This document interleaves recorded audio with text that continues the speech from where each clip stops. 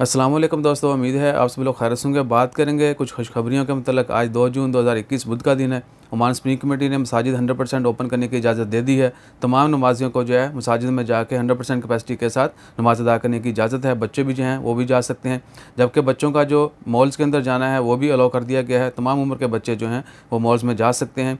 और जिम जो हैं, जिम जितने भी फ़िटनेस सेंटर जो हैं वो 50% कैपेसिटी के साथ ओपन करने का ऐलान कर दिया गया है।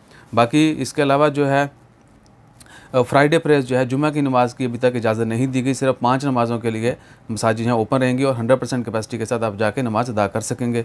इसके अलावा जैसे मज़ीद अपडेट्स आती हैं वो भी आपके साथ शेयर करते हैं।